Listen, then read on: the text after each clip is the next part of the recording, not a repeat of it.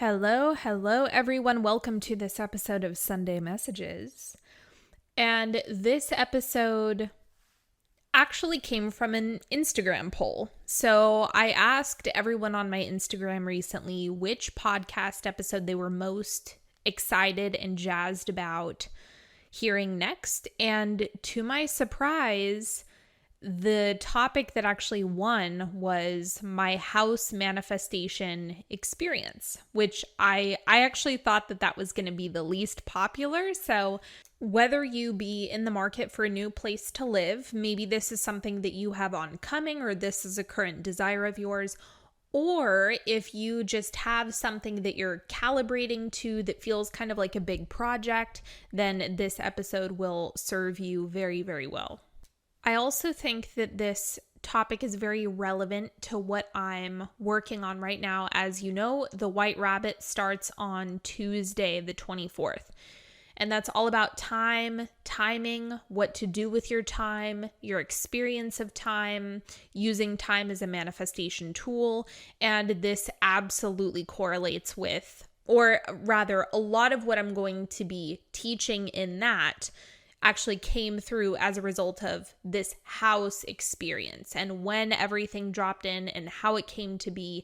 And the mechanical pieces of time that I'm going to be explaining and covering, a lot of it came from that entire experience.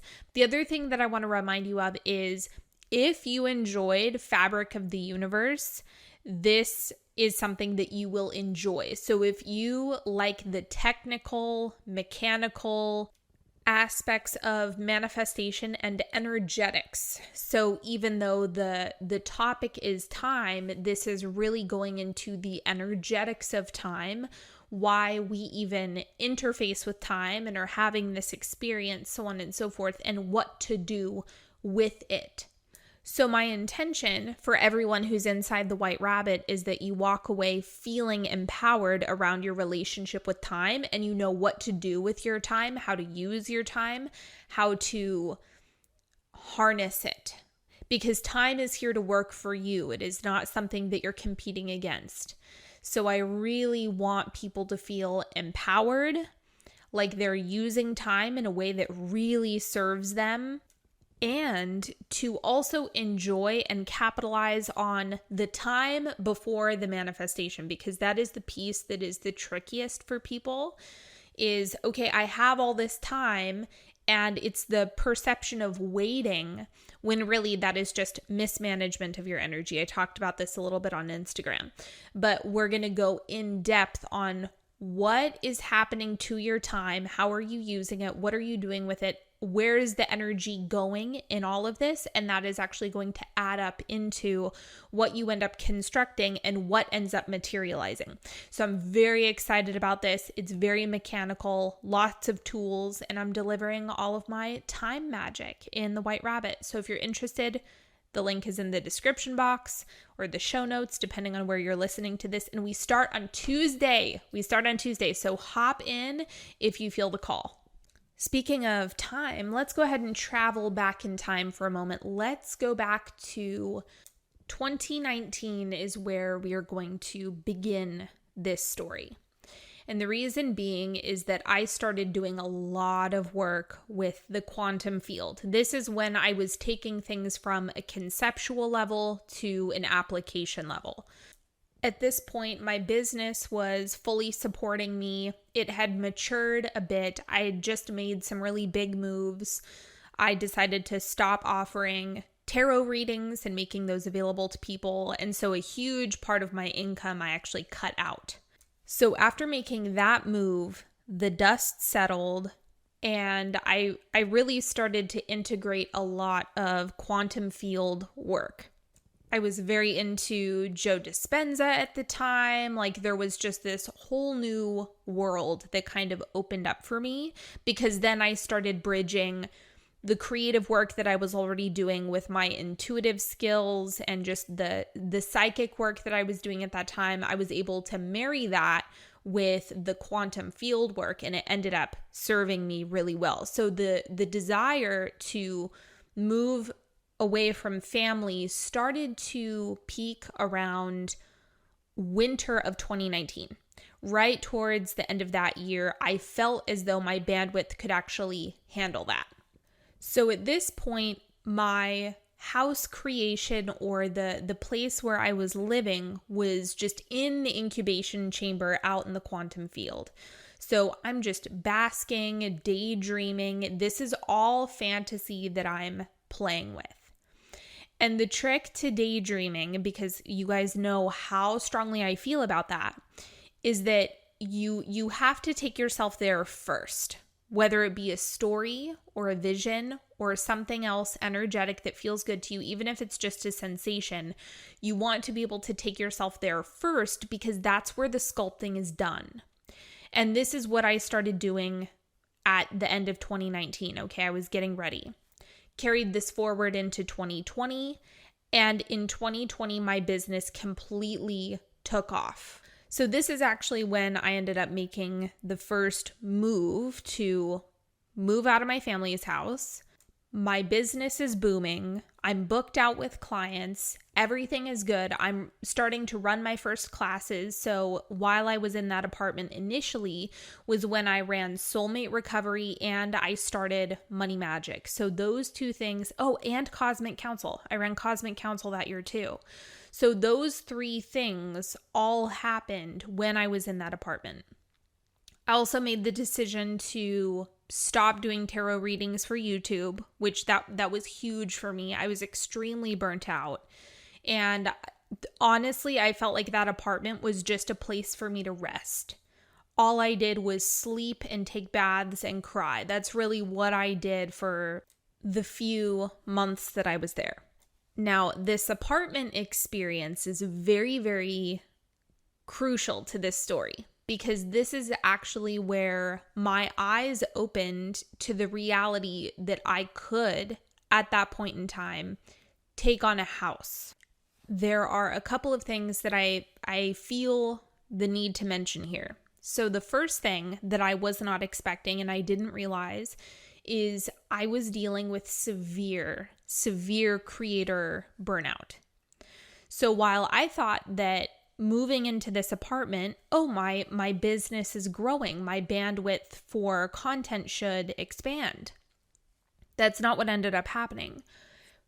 Creating content, or creating in general, felt like pulling teeth, because before that I was pretty much a hardcore YouTuber who was pumping out like tons of videos, tons and tons of time sensitive zodiac specific videos. It was a full-time job is an understatement of what I was actually taking on in terms of what I was putting out. Because I was also completely solo at that time. I had no team. I was doing all the editing, all of the filming, all of the audio, all of the setup, all of the reading. I was doing everything by myself. And so when I got into that apartment, I completely crashed. Like, it was a huge come down. And what ended up happening was, at that point, my business was actually supporting my recovery. It wasn't just supporting the, physical things that I had to pay for or the bills that I had in my life, but it was also supporting the recovery that I was in from this serious burnout that I was experiencing. The catalyst for the house, so the big aha that happened with the house, actually came from having a lot of problems in the apartment. And individually, everything sounds really petty, but when everything was adding up, all of the problems that I was having, it got completely out of control. So there wasn't a singular defining event. It was more of all of the things that had been adding up for months have now fully come to a head, and I lost it. So at this point, this is November of 2020. And even though it's really unusual for me, I got this ping to go to my grandparents for Thanksgiving dinner. And when I was there, I get into a conversation with an uncle of mine who is asking me about the house situation, where I want to move, just asking general questions.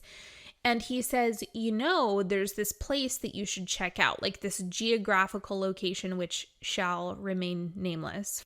But it sounds like that's what you're looking for. You should go check it out. So obviously, then I start looking all of this up on Zillow, and I'm immediately in love. Like, this place is gorgeous. It has the vibe that I want. It's in the perfect geographical location for me, right next to all of the stuff that I really like. It's easy to get to the beach. There were just all of these things that really clicked. And so my focus and desire was now concentrated in that area. So I decide to go drive to a house that was on Zillow. I didn't have an appointment or anything, but I just decided to go check it out for myself and see if what I was seeing matched the energy that I was feeling. Like, if those two things were congruent, then I knew that I was onto something. So I initially go to this house that I think is absolutely gorgeous. It's an all white interior. It has a beautiful backyard space. It's really cute. Like, I can visualize these fairy lights and cooking in the kitchen. It was just yeses all around. So I called the realtor and he's like, "Oh, are you there right now? Great. I'll be there in 5 minutes." That's how easy everything was with that house. And just so all of you know, that's how you want things to feel. You want things to feel effortless. You want them to feel easy. It wants to unfold in a way where there's no force. That's something that is really clear to me looking back on it now. And that's exactly how it felt with, I'm there. There was absolutely no time or space in between being at the house and then the realtor being there to let me in. He's already got the keys. He's ready. And this house was absolutely gorgeous. And on top of that, I knew I could afford it. It wasn't a matter of, oh, it's a little bit edgy. It was something that I knew in my bones. I can absolutely take on that kind of payment. Yes, that is something that I can do. And this is a 3-bedroom house in a really ritzy area. So then the realtor and I started talking about the application, what I need to provide, gathering all of my things, getting the bank statements together, blah, blah, blah. And at this point in time, as I'm going through all of this and gathering everything, and as I'm doing this, gathering all of these materials, is when I actually see, I don't know why I just wasn't checking, but I had realized that I was actually making $10,000 every month pretty consistently. That was something that was a stable number for me. And I was like, whoa, what does that mean for what I can have now? What does that mean for what I'm qualified for now? So I didn't end up getting that initial house that I fell in love with in the area that I wanted to live in. But I did find another house that was the same size, the same price, but this one had a pool. Now, I never saw this house in person. It was literally just a listing that I saw come on the market. But after I saw that, I could not go back. Once it opened up, once I had the realization that this is something that I can't just afford, this is something that I'm overqualified for, something that I can absolutely take on, and I can have a pool, and I can be in a dreamy neighborhood, my mind exploded by what I realized was available to me. So when I saw that first house that I applied to, the one that just opened up the neighborhood, the house hunt, right? That house initially was the moment that I put in my 60-day notice on my apartment. And they were like, you need to pay a fee. I said, I don't care if I pay a fee. I want out of this hellhole.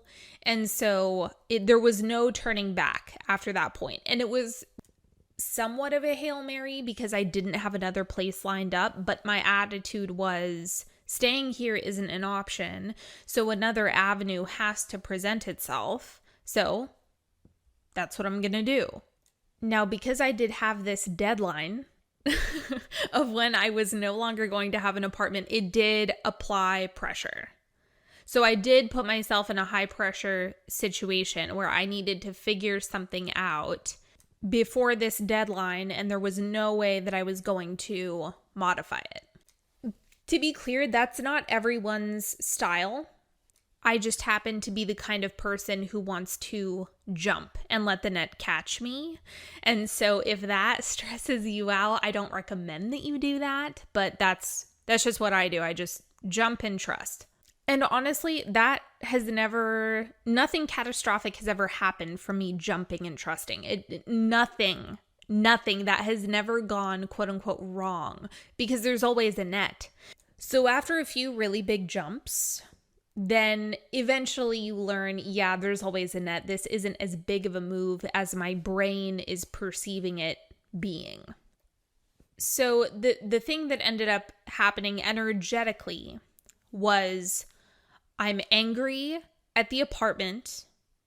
I'm having outbursts by the circumstances, and there was a lot of noise stuff happening, which is really hard for me. And I'm not talking about a neighbor walking upstairs.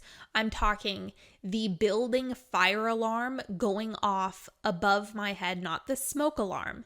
The building fire alarm going off unexpectedly when there's no fires. And so my agitation and sensitivity and anger, I was no longer able to sleep in my bedroom because I was so paranoid the fire alarm was going to go off. There were all sorts of things that was just making my fuse shorter and shorter and shorter. So my energy is all out of whack. I am not clear. I am not aligned. I am not feeling good. I am not my best self. I am a cranky bitch in this apartment now. Then I have a deadline approaching where I need to be out of here by, the end of January. So one day in my fit of rage, I write a scathing Yelp review of this apartment complex. Scathing. I leave no stone unturned with how detailed and enraged and how clearly I am steering people and business away from this apartment complex. To this day, that is the most popular Yelp review I have ever written, and I meant every word. And I'm really glad that people found it helpful, because I would have wanted to see that Yelp review too before I moved in there, and it wasn't there. So I got a comment saying, hey, please reach out to us. We would like to talk to you. So I reach out to this woman who responded to my Yelp review, and she says, I would be happy to pay you to leave. That's right. That's right. This apartment complex paid me to get out faster. They said, you don't need to honor the 60-day notice. You can leave as soon as you want. Get out of here. Goodbye. You do not need to be here anymore. So, of course, my response is, hallelujah, amen. Get me out of here. So I put everything in storage. And I mean, I'm out in a few days. I'm packed and out of there at light speed. And I decide temporarily to check myself into a hotel. They give extended stay discounts. I was like, this feels the best. It puts me in the best position where I can look at the most houses, and I'm just in a good central location to where I want to be. And it just seemed like the best option. It was the most abundant and expansive option in the moment. And so that's what I went for. At first, it was expansive. It was fun. It was exciting. It was, going to make a good story. All of that. That's how it started. And it was. I was taking baths every day. I had a huge bed. I was house shopping. I was in a beautiful location. Like, there was a lot of good stuff to it. But then I started to get really depressed being there. It was really hard for me to be in that type of place and not have a kitchen. I would say the thing that made me the most depressed was not having access to a kitchen, because being in the kitchen literally brings me to life. And so not having that is it's like soul crushing for me to not have a kitchen. So this is really taking a toll. I'm still looking at houses. I'm shopping around. And there is this house that I had my eye on for a couple of months. It had been on the market since like November or December. And it was weird. It was this weird house. There was like a pool in the front yard. It was really tucked away. It had 3 different living rooms and all of these big windows, and there were like chickens in the back. It was just a weird house, and I loved it. It was super designy and funky and really bizarre, really strange. And this house was also way outside of my price range that I was looking at initially. This is something that was like a really big leap for me financially. And I remember telling myself, I said, all right, that house has been on the market for like 2.5 months or so. If they drop the price, I'll check it out. And sure enough, right after I make that declaration, they drop the price of the house by like, I think it was $300 a month or something like that. And I said, okay, like that's a clear yes for me to go look at this house. And immediately when I get there, the realtor and I hit it off. Like we were instant best friends. We had such a good time. It was great. The house was really cool. And after talking to the realtor, she was like, you're definitely qualified for this. Yes, the owners are entrepreneurs. So the situation with that house was they were in an estate. There was like a vineyard, and there was like a space for weddings and ceremonies and receptions and all sorts of stuff. So it was an event space behind. And the people who originally lived there didn't like being around the weddings. And so the people who owned the estate said, fine, we'll just buy your house. So that ended up becoming a rental property for the people who live in the estate. Then on the other side of the property was a graveyard. So I was like, this is perfect. I have weddings on one side, a graveyard on another. I'm totally into that. And then there's chickens, but I don't have to take care of them, which is my ideal situation. Because I love watching chickens run around. I think it's the funniest thing ever to have chickens. Anyway, so there were all of these things that were really exciting and really cool and really fun. And I was like, I'm on the right track with all of this. And one thing that I really started understanding more and more was that not every homeowner is entrepreneur friendly. So one of the things that I ended up coming to the conclusion of was that I wanted to rent from someone who was entrepreneur friendly. That was critical. That was so important to me. Because the homeowners who are afraid of entrepreneurs will just make you jump through 6,000 hoops. Or, I mean, what was happening was they would change the standards that they were holding me to at the last moment. They would say, oh, yeah, that's great, but we actually need to see this. They were constantly changing the goalposts for me, and I just wasn't into that. So there was a lot of baggage around people who just aren't comfortable renting to an entrepreneur. So that was something that I identified around that like December, January house hunting phase that I was in. So these people with the funky house with the chickens and the estate, they're entrepreneurs. So it did not scare them or bother them one bit that I was a business owner. And so everything just seemed easy, flowing, effortless. And there was still a little bit of uneasiness within me about this house. I don't know why. It had nothing to do with the financial piece. It was just this, I don't know. That started to come up. So I asked the realtor if I could come check it out again. And she was like, yeah, let's, we'll come back, get together. You can see how you feel about it. So as I am putting in my application for this house, there is a couple that randomly drives over to the house. They fall in love with it. They're like, oh my God, this place is amazing. They meet the neighbors. They hit it off. We apply at the same time. I am more qualified for this house. I make more money than them combined. And they got the house.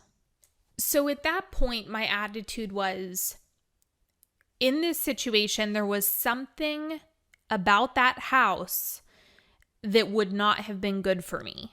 Or there was something there that I was not an energetic match for, or something that I did not want.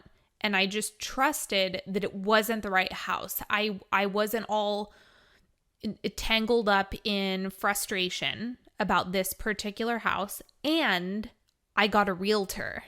So because she and I really hit it off, then we became friends. And then she was like, I want to keep working with you. If you need help looking for a house, I'm happy to keep looking with you and send you different listings, blah, blah, blah.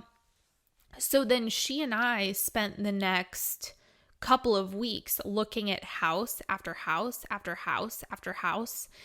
And throughout this process, once again, I was getting frustrated and tired of being in that hotel, that my energy was completely distorted. I started feeling more pressure and I started feeling more force.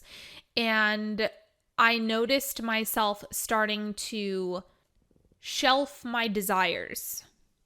So my attitude started becoming like, I'm open to places that don't have a pool. Like maybe I should just disregard that desire. But the interesting thing about all of this is that every time that I would try to let myself get away with not receiving what I want, more problems would show up. So then there would be a problem with the owners, or I would start offering to put down more money. I thought that money could fix the situation, like give them an offer they can't refuse, and I would still get rejected. So it was as if I was put in a position where this has nothing to do with the money anymore. This has everything to do with, are you going to let yourself receive what you want or not? Are you going to do this the easy way, which is get on board with what you want? Or are you going to fight really hard and try to outbid people for something that you're lukewarm on? So my realtor was actually really shocked by my attitude and behavior about all of this, because I wouldn't fight. Like I wouldn't compete with other people, because I knew that the right one was going to be easy. And this is what I told her. I said, if the owners are going to ask me for my last 3 years of W-2s, one, it's gonna appear as though I'm not qualified. And two, I don't wanna. So I'm not gonna. And that's it. Like I'm not going to shell out tax information to people who are scared of me already, who don't trust me already, who are spooked by the fact that I'm self-employed already. Like that is just a bad recipe.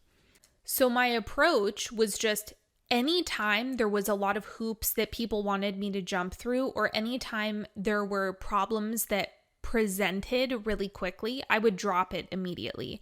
So after working with this realtor for a couple of weeks, I told her, I was like, I can't look at another house. I cannot send out another application. I'm too tired. Like I have to replenish myself. I can't do this anymore. Now, if I could go back and do it again, like if I could give my former self advice, what I would say is, do not look at any houses that are not a holy shit, that's amazing 10 out of 10. Don't even bother. Only look at the stuff that you really, really, really are enchanted by and that you get a strong yes from. And the other thing that I would have told myself is just live your life, have fun, do whatever you want. Really, really do whatever you want. And just have a good time. You don't actually need to plant yourself specifically to find a house or to secure a place.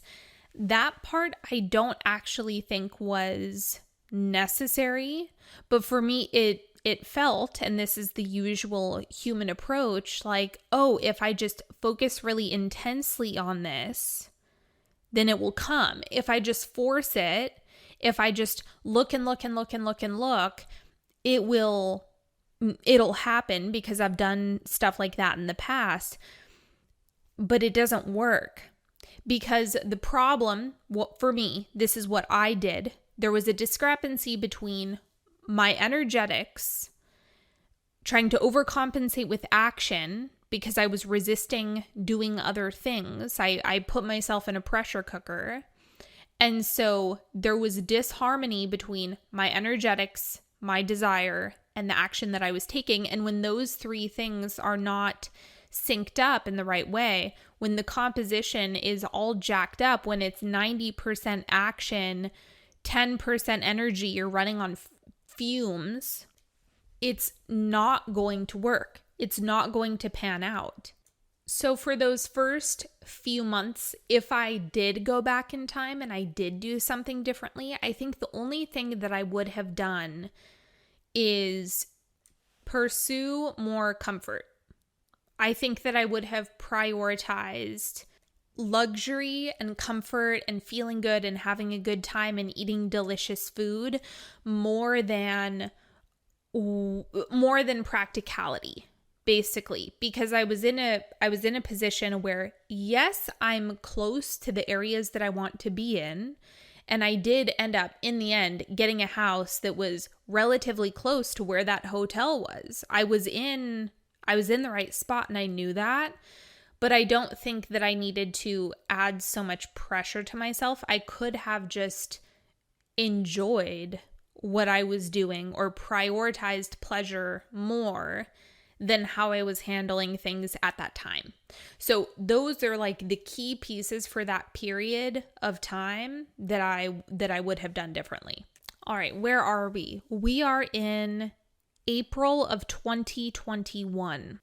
I am so sick and tired of looking at houses. I delete Zillow off my phone. I don't want to see another house. I don't want to talk about another house. I don't want to get near another house. I want to cook and sleep and work with clients. That's pretty much the only stuff that I want to do at that time. So when I got back to my grandparents' house, that's when I circled back to, okay, I guess I am just going to travel for a bit. Like go enjoy myself, relax, eat good food, go to some beautiful places, spend more time at the beach. And that was my attitude. I didn't even feel the desire to go anywhere out of state necessarily, aside from a Vegas trip, which I ended up doing. But aside from that, I just wanted to keep it relatively local. I mean, California is huge, so I could just do all of my traveling relatively close. And that's exactly what I did. I think I did a trip every single month from April to December. I was going somewhere every single month for anywhere from just a weekend to like 5-6 days. The other thing that I want to mention here is that I personally do not feel any type of attraction to a nomadic lifestyle. I'm not into it. I want a kitchen. I want creature comforts. I want my bed with my furniture and my things, and I want my house to smell exactly how I want it to smell. I very much am a homebody, and I love domestic life. I really, really do. So the nomadic lifestyle was more about, I just want to go to new restaurants and sit on a beach for a while. But by no means was my ultimate goal to cultivate a nomadic lifestyle. No, it really does turn me off. I'm not into it. It's way too stressful on my nervous system. And so that part really isn't for me. So the most that my nervous system could handle is one trip a month. And that was kind of the sweet spot that I found for, the period of life that I was in. So in August of 2021, I had just come back from a trip to San Diego. And over that weekend, my grandmother got some news that her sister was diagnosed with cancer. So I'm not going to go too deep into that, otherwise I'm going to splinter off into a completely different conversation. But the point is, this shifted what was happening with the living situation because my grandparents had to go to Boston for 2.5 months. Now, initially, when this happened, it was more indefinite. We have to go out to Boston. We don't know how long we're going to be gone. So you're in charge of the house. During that August-September period of time is actually when I got the inspiration to start Apex. And Apex, the protocol that I designed was immediately like it was a straight up gift from God. Like, do this. Here's all the things you need to know. And I decided to start in October of 2021. So it was going to be October, November, what the whole protocol was going to be run through. And this also happened to be at the same time as my grandparents being gone. So I had the house to myself and I was doing Apex.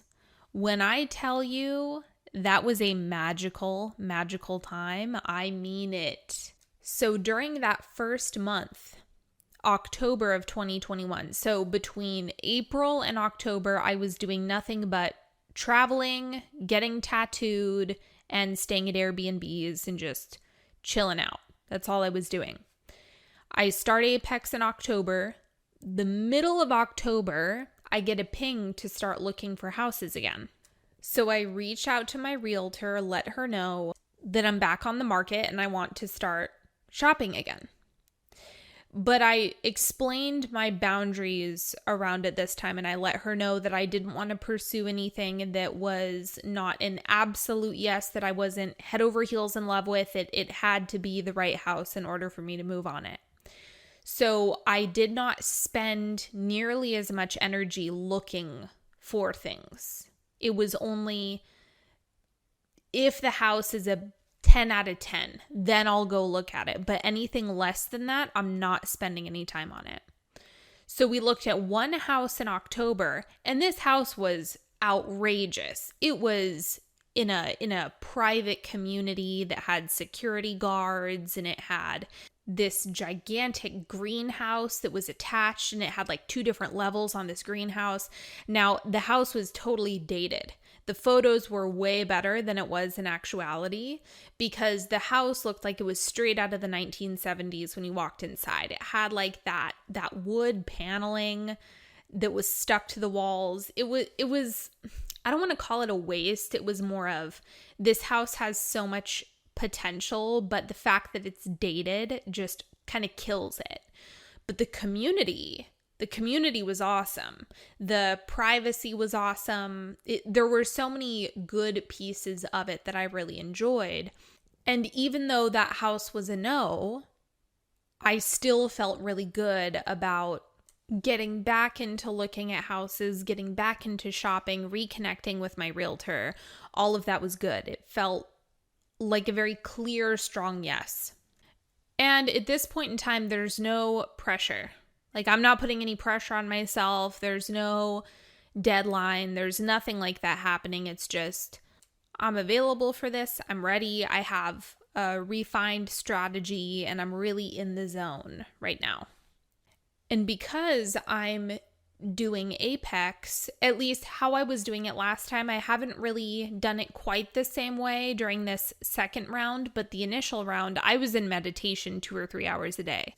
And yes, that is a lot of meditation. That is way more meditation than I would generally advise people do. Like, that's not super necessary. But I like it. I like being in a lot of meditation. I like taking that 3 hours to just bliss out and imagine and daydream and feel into the experiences that I want to have. And in my experience, it really serves me. It really gets the ball rolling fast. So this would not apply so much if you were just doing a meditation where you focus on your breath. However, I was doing somewhat of a hybrid meditation between my Connect to Source meditation and I was doing Joe Dispenza's Tuning into New Potentials meditation, but I made it a hybrid. And so I was just getting juiced up on this meditation. Okay, I'm blissed out for these 2-3 hours at a time. And you know what? The more I do this and the more that I disregard my former therapist's advice, the better it works out for me. So if you actually want to know how I get the goods, how the magic happens, my answer is going to be every single time meditation practice. Because it's so versatile. There's so much that you can do with it. It's an excellent discipline to have. And if you want to take it in the direction of daydreaming, fantasy, sculpting out a manifestation, you can take it there. And so for me, it's what I love to do. It's what I do best. So I do a lot of it. And it works really, really well for me. Now, in these meditations, a lot of what's happening is daydreaming about being in a pool, daydreaming about my relationship with neighbors, daydreaming about, wherever the daydream wants to take me. I just allow it to effortlessly unfold in my mind. And so at that point, I'm just along for the ride. So obviously, after doing this for weeks, there's a lot of energy behind my desires. And the daydreams are just so satisfying and so much fun and so captivating that the certainty of it is absolute. There's no opposition to it. So this is the zone that I'm in October, November. Now, I had decided that in November and December, I really wasn't going to do much. I wasn't going to work too hard. I wasn't going to go into any type of launching. I was just going to be really relaxed about everything and take a break. So my grandparents got home in mid-November, about early mid-November. And when they got back, it was a very, very, very difficult transition for me. Because at this point, I'm about 6 weeks into Apex. So there has not been a television on in weeks. Because when I'm home by myself, the kitchen smells like delicious food and there's jazz music playing. That's the vibe when I'm home. You just feel at peace. You feel warm. You feel like you want to sit down and be fed a delicious meal. You feel comforted. You feel like, oh my God, I could be in here forever. That's the energetic bubble that I have going on when I'm by myself. And when my grandparents came home, it was so abrupt. It was, I'm in pleasure and bliss, to they're blasting CNN all hours that they are awake on multiple TVs. And in this house, there are marble floors. So it echoes everywhere. If I want to take a bath, it's going to be accompanied by multiple TVs blasting CNN. If I want to cook, it's going to be with CNN. If I want to do a puzzle at the kitchen table, it's going to be with CNN. Now, one thing that you should all know about me is that I don't voluntarily ingest poison. So if you set rat poison on the table in front of me, I personally will not take it. I don't know what it was about them coming home that they just really went hard on the CNN. It was nonstop with the CNN all day, every day. And so then my options for what I'm going to do inside this house dramatically changed. Because a lot of the things that I would normally do for myself, or the typical practices that I would engage in, I was now put in a position where you can do it, but at a price.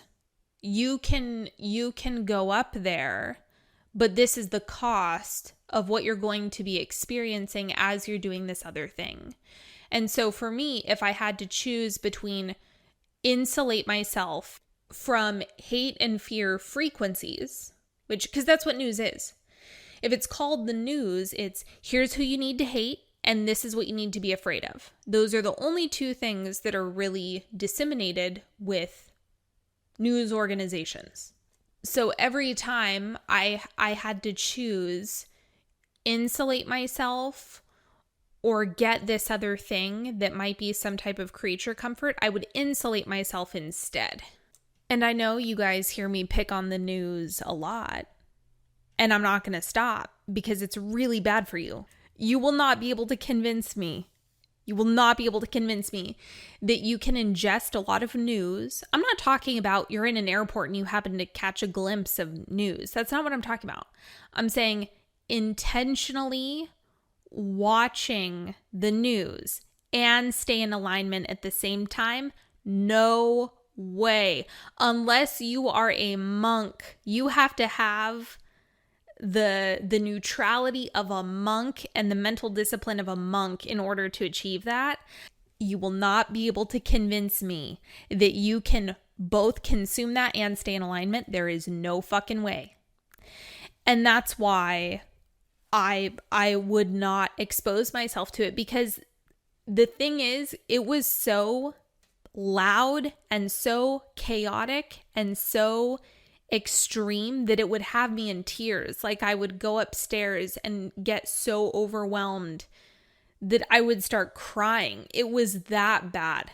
And if you're wondering, Sydney, why couldn't you just go in the kitchen and shut the door? I want to remind you, we are talking about two boomers with TVs that are blaring at as loud as it can go in a marble floored house.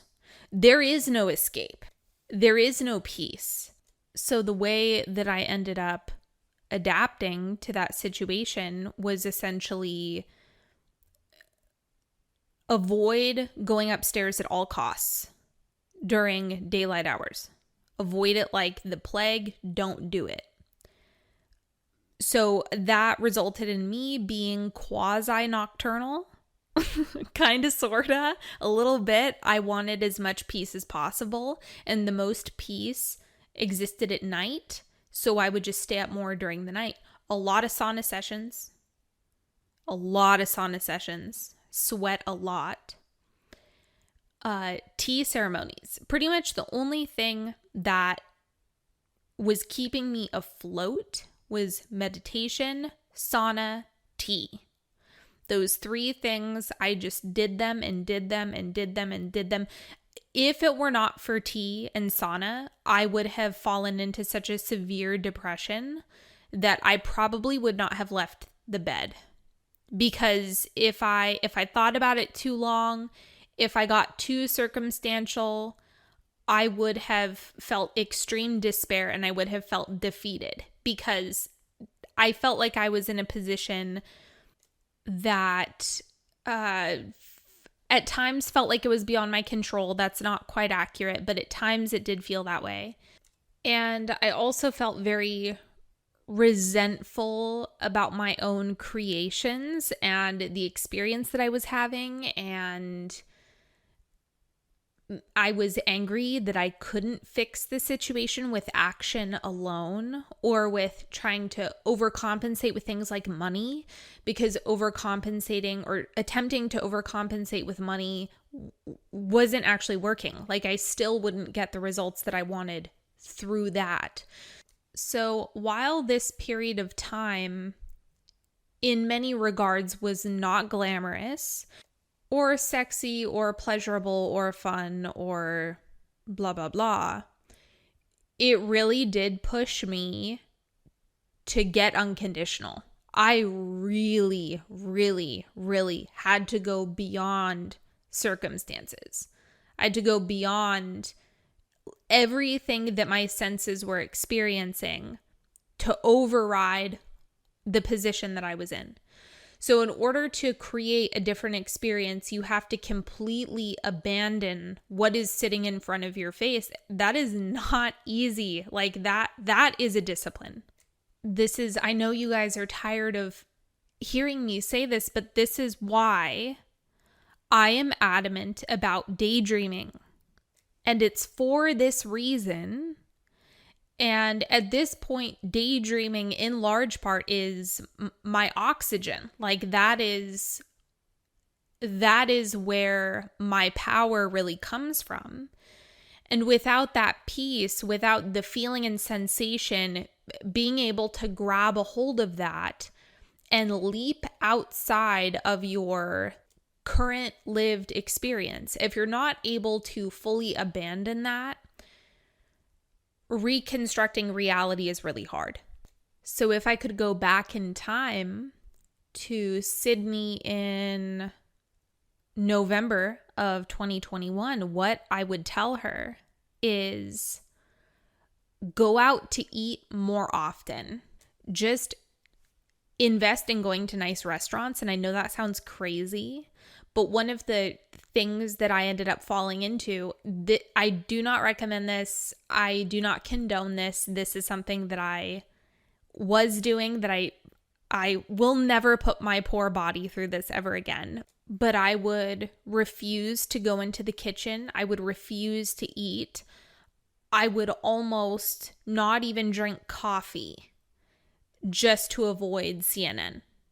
And I felt like I was kind of holding myself hostage with God. I was like, fuck you, God. You're going to bring me this goddamn house before I starve to death. I'm serious. Like, I'm going to sit here. I'm going to live on pirate's booty and LaCroix, an air diet. I would call it my air diet because it's puffed corn and bubbly water, air water. I'm going to do that until you bring this house. I don't want to leave the house. Like, I don't want to have to go somewhere in order to escape this. Like, no, give it to me. Bring it to me. And I was basically going on a hunger strike with God, which is, it is so petty and childish, but whatever. That was my angsty attitude at that time, which I will never do again. I will never go on an air diet ever again. I do not recommend it. Never, ever, ever do it. Just go out to some fun restaurants for the love of God and eat your leftovers. So my advice to myself would be, do not do that. Just go enjoy yourself. Go spend money on lavish dinners. Go do it. Go double down on trips to the beach. Book them out for longer. You know, I would have told myself to just do more. Invest in pleasure more, because in the end, everything worked out anyway. So the question now is, are you going to do things that you enjoy now or not? Are you going to have a good time now or not? And, you know, I will say that having sauna sessions, tea, and meditation, that was a great strategy. That part of what I was doing was fantastic. But the rest of the time that I wasn't in tea or meditation or the sauna, I would have made my life easier by just doing more things that were pleasurable. Now, I shared this on a previous episode, but it applies here because this is when this started happening. In December of 2021, I kind of had the question of, you know, I've been shopping for a house, I've been available for a house, and honestly, at this point, I feel like, well, if my business is going to keep growing, if my income is going to keep growing, then I'm just going to look at the most ridiculous, insane properties I can. Like, why not just fully lean into the expansion? By this point, I had already identified, well, I'm not getting a pool. I can't regress. I can't go backwards. I can't go back to a daydream where there isn't a hot tub makeout fantasy. There's just no way that I am going to be able to get on board with something where that isn't coming to fruition. So my answer to everything was go bigger. A bigger house, more money, more rent, more. I just said, fine, I am just going to expand as far as I can. And I literally started looking at Montecito Estates for the hell of it. $290,000 a month? Sure. Yes, let me entertain this. Let me just go bigger. Because the thing is, when you see something that extravagant, everything else kind of pales in comparison. If you can get your energy behind, yes, this is possible, then something smaller, relatively speaking, is going to feel easier. It's going to feel bite-sized.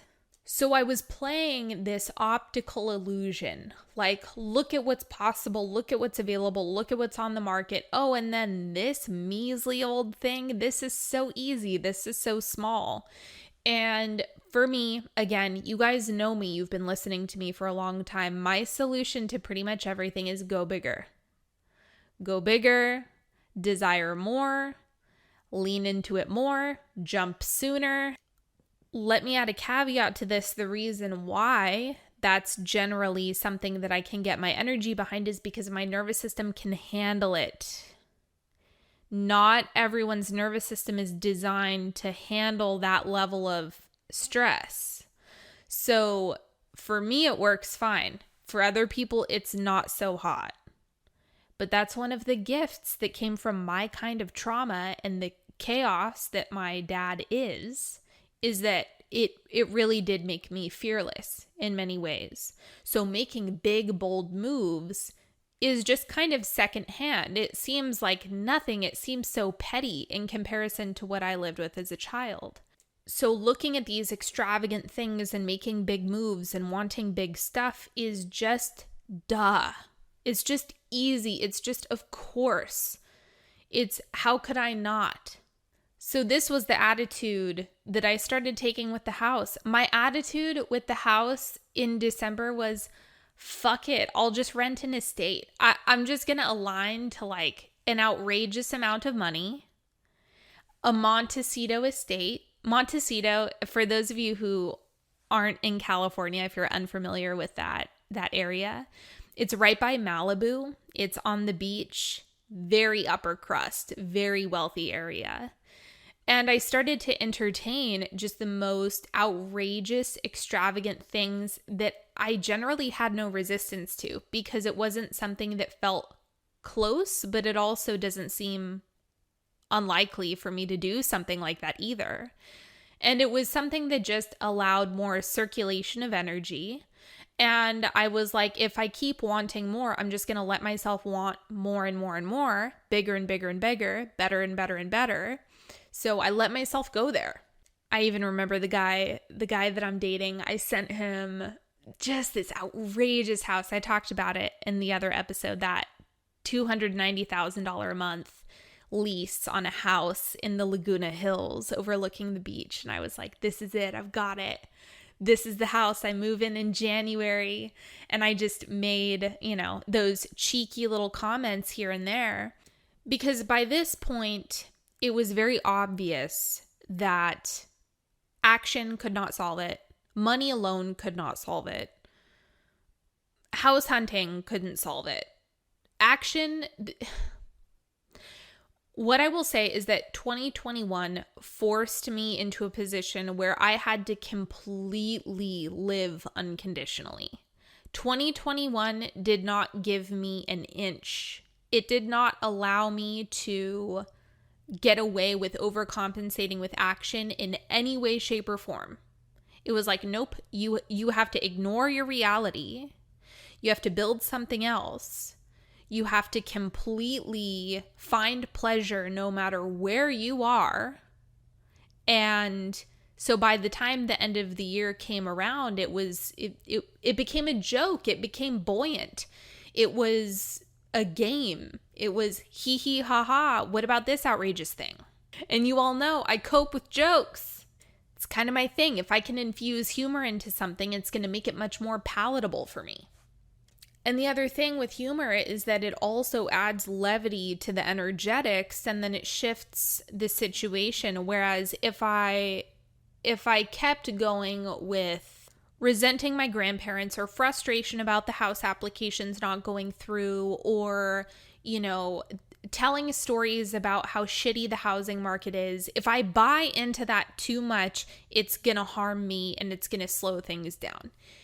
If I can play, if I can access pleasure, if I can just do my fucking tea ceremonies and take some beach trips and look at these lavish places on Zillow, that's what I'm going to do. And that was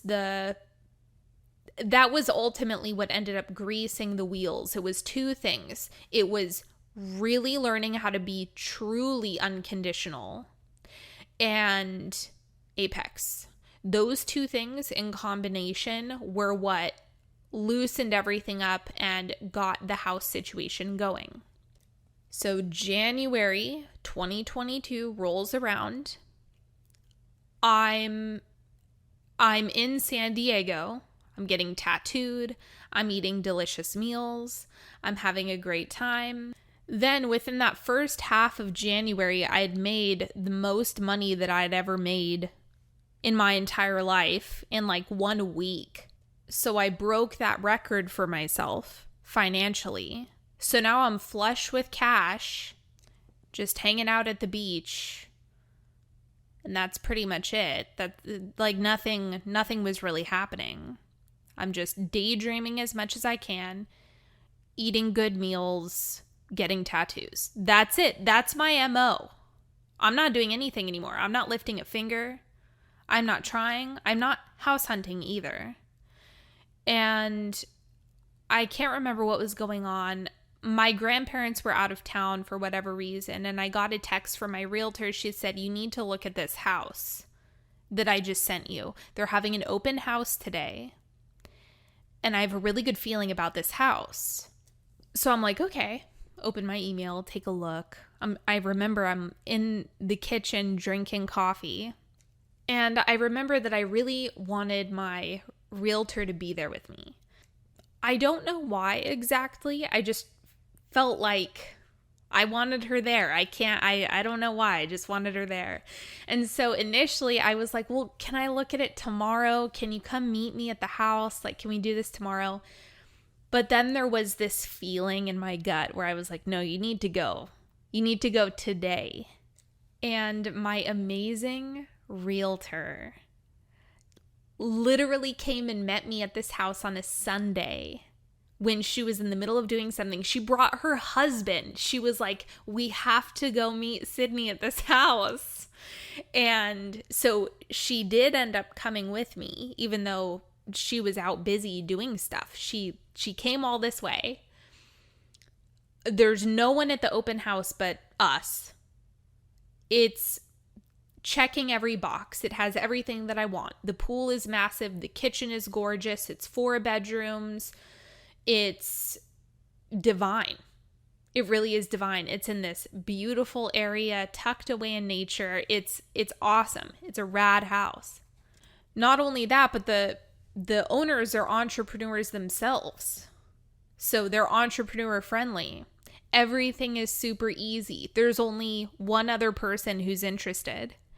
And on top of that, the realtor who was renting out this house also really liked us. Liked my realtor, liked me. She really wanted to help us out, gave us extra advice for the application. Just everything was so delightful. And I felt ready. I was like, yes, I want to cut a check right now. Let's do it. I want to lock this place down. It's mine. So Monday rolls around, they go over applications, and finally I get that call that I've been wanting this entire time, that the house is mine. I got it all. I got the pool.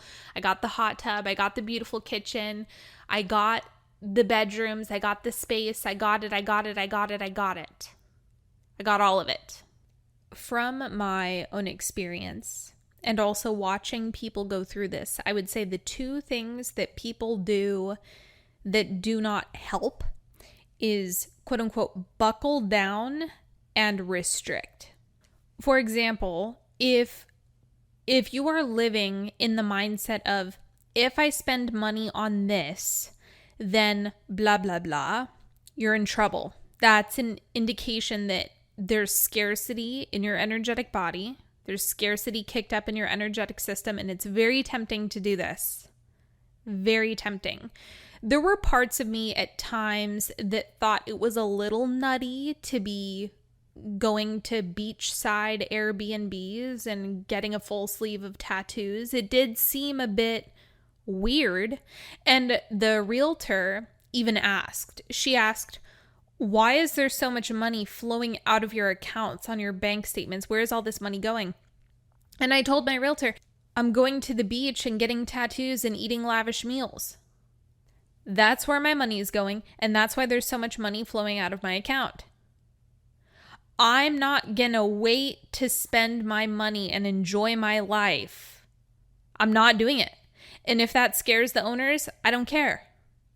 I'm not restricting my spending. And once again, that's not going to be advice that you necessarily want to take or apply to your own life, because this is a game of what is happening with your nervous system. Because if you can spend with a relaxed nervous system, you can receive with a relaxed nervous system, and your financial experience is going to mimic your nervous system. That's really what ends up happening with things like this. So when I'm spending in a relaxed way and in a certain energy of I am going to get this house come hell or high water, and I'm going to spend my money, and I'm going to enjoy my life, and I'm going to make lots of money, and I get to have everything that I want, and I am not going to sacrifice 1 ounce of pleasure because I think that it will change what the owners think of me. No, I refuse. I'm not doing it. My lesson in all of this was prioritize pleasure, period. That's it. Pleasure is not the thing to sacrifice. And I would go as far as to say pleasure is the thing to amplify and prioritize above anything else. Because if you're not in pleasure, what's happening? If you're not enjoying yourself, what's happening? If you're not eating delicious food, what's happening? And I would also like to add that when I'm talking about beachside Airbnbs and lavish meals, this is not to say that there needs to be a stressful amount of financial output. That's definitely not true, because I could just as easily do this in meditation for free.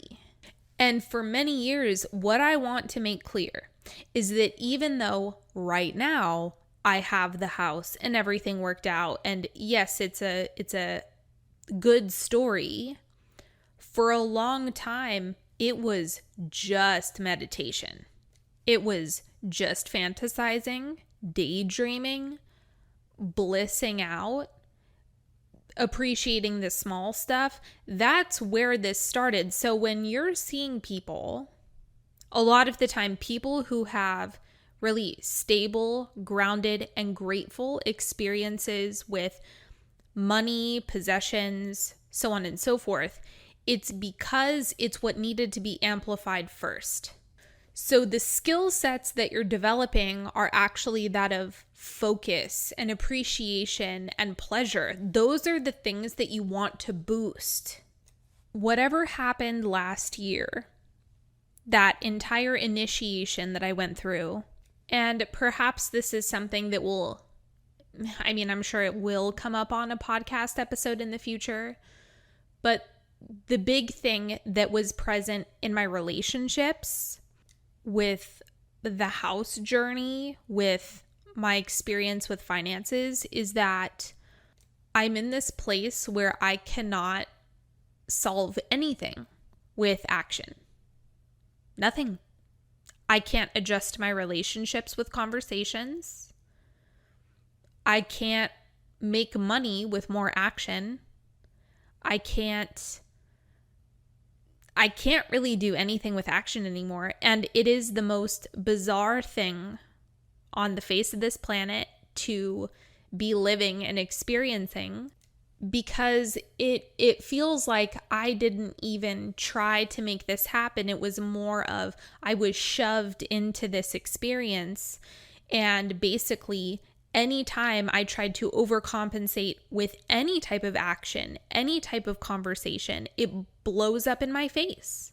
And the interesting thing is, that's not always happening for other people. There are people who are getting results from overcompensating with action or having conversations with people or whatever.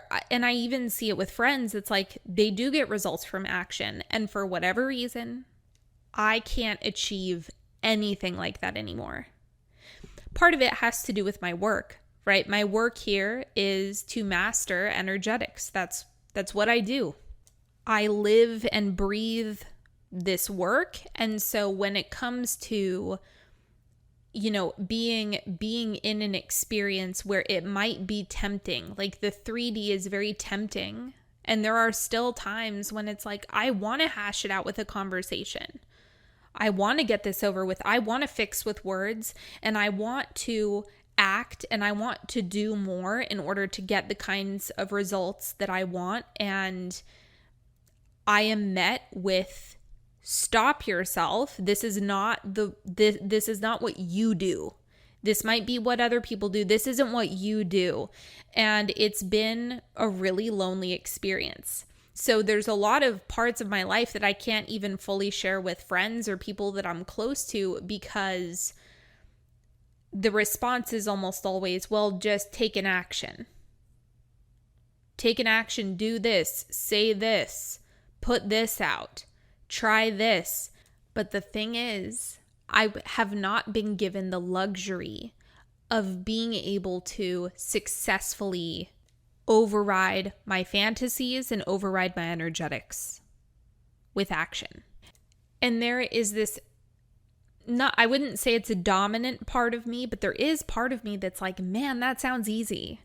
That sounds so easy to like rewind the clock and go back to a time when I could just do and then get and do and get and do and get. And that would be so simple. But the problem is, when you've been in deep practice and you've been doing the energetic work, and the experiences are so reflective of what's happening in your energetic body, that you can't unrealize what you've already come to. And so for me, after getting such fantastic, magical, amazing, extraordinary results by doing the energetic work, I can't go back now. Because when you have extraordinary, mind-blowing experiences, it's like you don't want anything less. I don't want anything less but magic now. I don't want anything less than the man that I choose and the money that I want and the perfect house that's just for me. And like, when you have enough data under your belt, and when you've had enough success doing the energetic work, and when you fully come to the realization that you are in charge, that you are writing the story, that you are meant to get on board with your desires, good luck going back to anything less, because anything less is going to make you feel miserable. So the only way that I'm able to fully feel power anymore is through my desire and through pleasure. That's now the only path forward. So now the dreams and the desires and everything that I want, the goods are what must be surrendered to, not put on the chopping block. Because the only way that I got this house was by fully allowing myself to want everything that I want and to own it fully. Because at least for me, doing this for so long and then having a deep understanding of the power that I hold, the idea of not getting what I want and not receiving my desire, it is the most excruciating thought form that can appear. Really consider that the thoughts that always make you feel like shit have to do with things that you don't want. That's it. It really is that simple. I promise you, I promise you, I promise you, I promise you. If you focus on any thought that makes you feel like shit, it's because it has a tone of not getting what you want. So, what are you going to do? The only options end up becoming either get on board or feel terrible. And so at least for me now, being someone who has just a very deep, visceral sense of power within me and knowing that I am absolutely limitless, it makes sense that I would also be compatible with an experience where I will not be met with anything less than what I want. Right? That just makes sense because my self-concept is such that I know I can do it. I know I'm infinitely powerful. I know that I'm in charge of how this goes. And I know that I get everything that I want. And so because that self-concept is so prominent, it makes sense that every single house that was less than what I wanted would reject my application. Because I can't hold the self-concept of I get everything that I want and I'm infinitely powerful and I'm absolutely limitless, but this gets sacrificed. Those two things are not compatible at all. So oddly enough, everything that happened in 2021 was a very tough pill when it comes to creatorship. Like it really set into place one, yes, you can. Yes, you can. And secondly, sacrifice is not an option. So the only thing that I did wrong, really, in this entire process, wrong is too strong of a word, but you get the idea. The only thing I did wrong was not fully get on board with everything that I want. Meaning, getting on board with the pleasure, getting on board with the fun, getting on board with the money and the house and the good stuff and all the experiences that I want to have. Because had I told myself or had I really understood that I could travel and go to the beach and eat at nice restaurants and do this and this and this and this and this, and in the end I would still get a house, it would have been a very different experience than thinking that I should be doing something else, or I should be withholding, or I should be restricting, or no, I can't do that because if you do that, then you're not going to get this other thing. Those types of things make things very painful, makes experiences very painful. So that's the moral of this story. So 2 things. 1, the White Rabbit starts on Tuesday. You know where the link is at. The second thing, clean the mastermind, which is a 5-month container with me. My intention is that everyone in that container just skip to the part where you get everything that you want, where you are so clean and so refined and so focused that there is not a year of wrestling with yourself like it was for me. And instead, it's just clarity and power and certainty and energetic cleanliness that expedites this whole process. So if you're basking in certainty, knowing, clarity, bitch and self-concept, all of these amazing things, and you're having a ton of pleasure in the process, in the unfolding, well, that's a recipe for a very happy life as far as I'm concerned. So if that interests you, then go ahead and apply. Applications are open and we begin in July. So it will be from July to November, all with me. I will put the link to that in the description box or show notes. So of course, if you want to go check that out more, go ahead and head over. And lastly, if you are interested in Apex, the October round, and you either need an extended payment plan, you want to secure your seat, that is on a wait list until probably July. So if you would like to get in and secure that for October, the wait list is open. You can go ahead and put yourself on there and you'll get an email as soon as applications open for that. So that is all that I have for you today. Thank you so much, everybody. I appreciate you. I love you. I am sending you so much personal power and remembrance of who you really are. I'm telepathically doing that now. Sending it. Okay, it's airdrop to you. Okay, and that is a wrap. I hope you have a beautiful week. I will talk to you later. Bye-bye. Bye-bye. Bye-bye. Bye-bye. Bye-bye. Bye-bye.